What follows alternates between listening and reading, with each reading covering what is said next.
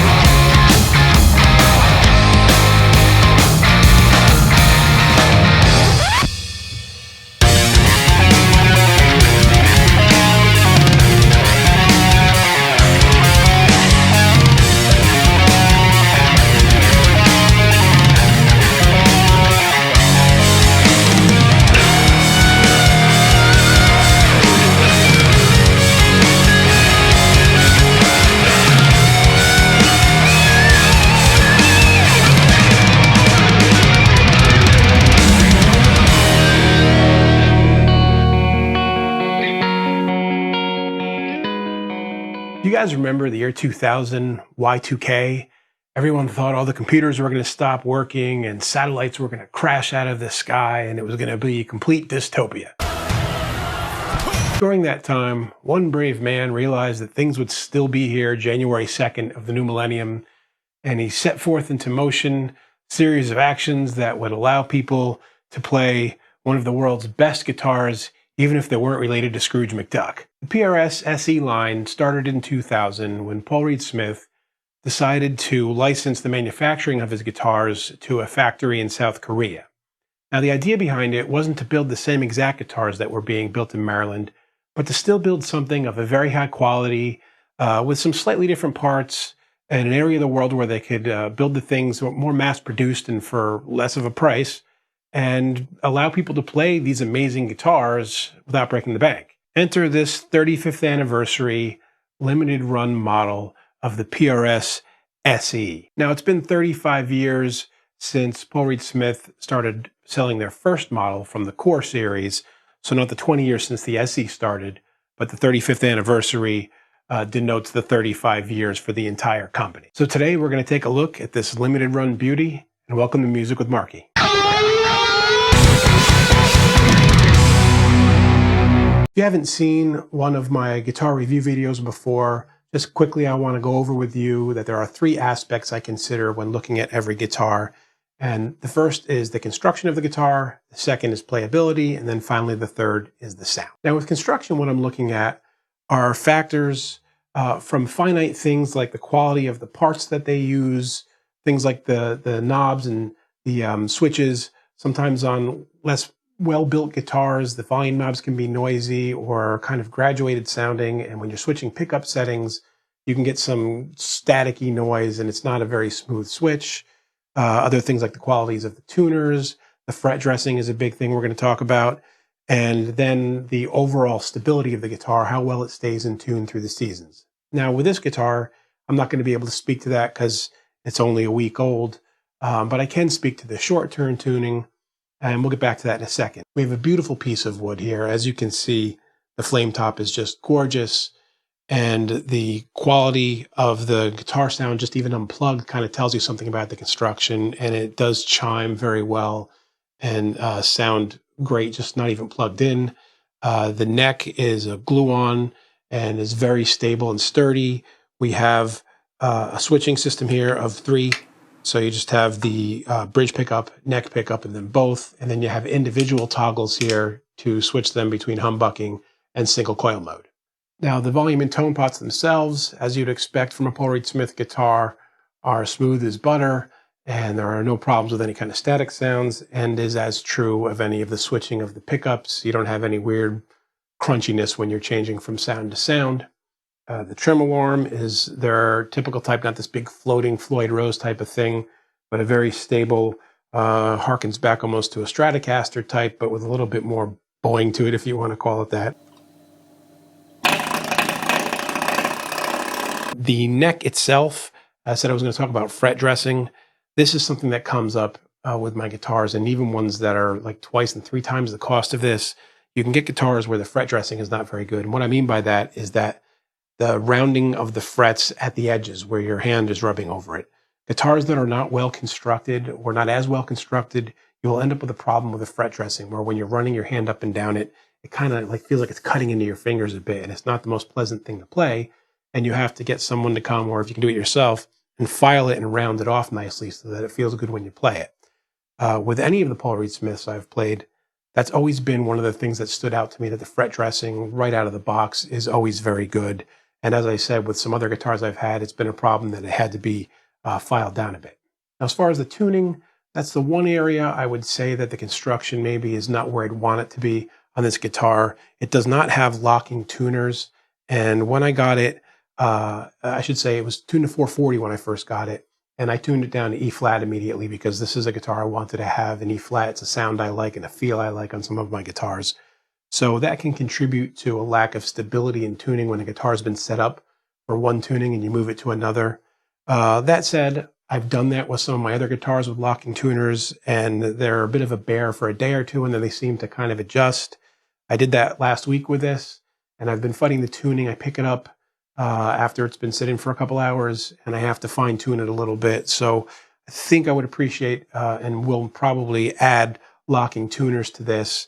But this is not a super expensive guitar, and if this is one of the areas where they're trying to save on build cost, I understand why you do that. There's certainly by no means low-grade, crappy tuners, for lack of a better word, but I would prefer locking tuners on something like this. So you can expect maybe to be tuning a little bit if you're working with a stock version of this model. So overall, at this price point, I would give this pretty high grades for the level and quality of construction. If you're comparing it to some of the other Paul Reed Smiths, the contouring and the woodwork is a little bit different, but that can also be a matter of taste. Things like these abalone inlaid birds, that's a really nice high quality touch that you wouldn't expect on an instrument at $1,000 price point. So if I'm giving it an A through F kind of grade here, I would give the construction a solid B. And the only detraction, as I said, is I might want to see some locking tuners on it. Now, the second thing we look at kind of ties in with the construction as well, and that's the playability of the guitar. Is it the kind of guitar where the action has to be high for it to work well? Do you feel like you're fighting it when you bend the strings and you play it? Is it a pleasant guitar to play, or is it work to play it? And within that, there is, of course, a range based on your taste. I am a 80s shredder kind of guy, and I like guitars to be what we call real buttery. I like to have it feel like it's working with me and not resisting me barely at all. There are players who like some resistance in there because they want to play with a heavy hand, maybe pick harder without bending it out of tune, or press a little harder on the strings and feel like there's a bit of resistance for that kind of style of playing that goes with that. And I can appreciate that too for some of the styles of music that I play. So that said, with this guitar, I would say that the playability is not quite at that buttery shredder level, but it is certainly not at a low quality level where you feel like you're fighting it all the time. It's just the kind of resistance you'd want out of a guitar that you play with a slightly heavy hand. And for my own taste, that's not my favorite thing, but I appreciate it for what it is. And I don't think anyone's going to be disappointed and pick this up and feel like they're playing a cheap guitar. But certainly it doesn't compare to one of the core models or some of the guitars that are quite a bit more expensive. Is it a third, a fourth, a fifth as good as one of those crazy expensive guitars? Certainly no, it's better than that. And overall, I would give the playability of this guitar, based on my own shredder kind of guy tastes, a B as well. And now the last aspect that we look at is the sound. When I talk about the sound, it's the quality of the sound you're getting out of the pickups and somewhat from the instrument itself too. Obviously, with an electric guitar, it's a lot more about the pickups than it is about woods and such. And I know that can be argued by some people, but all the testing I've done has shown that the pickups are the vast majority of the sound. And the other thing besides just the quality is also the range of sounds that you get. Some instruments like this, where you have the ability to switch between humbucker and single coil on each pickup, are meant to give you a wide range of sounds. And so with something like this, when I'm grading it, I'm thinking about how well it does, or how good of a job it does at giving you that range of sounds, as well as the quality of each of the sounds. So rather than talk about that a whole lot, I'm going to just do, rather than the song I did at the beginning, something with the guitar kind of plugged in by itself here. And I'll do like a mid gain, a high gain, and something clean. And I'll go through each one of the settings and just play a couple measures of music each, so you can hear it for yourself and get an idea of the range of sounds.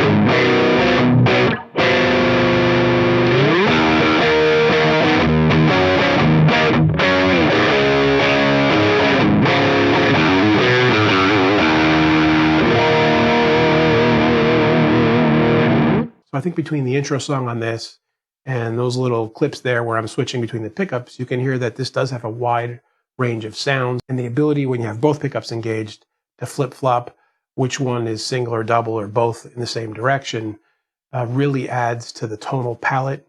The individual tones themselves, I think, are very good. It's right up there with some of the higher custom guitars I have and custom pickups that you could buy. Certainly it's not at that very top level with my original PRS or a couple of my other guitars where the pickups just have this intangible, incredible quality about them. But it is just a cut below that for a price that is really nice. So for the overall sound and the wide palette of sounds that it gives, I give this an A-. So I hope all that gives you guys a good idea of what you're getting with this particular guitar, if you're interested in buying one. And if there's anything else you want to hear, any questions you have, please leave them in the comments below. I get back to everybody as soon as I can. And until next time, guys, keep making great music. Hey friends, don't forget to subscribe and turn on notifications. It makes the whole world better.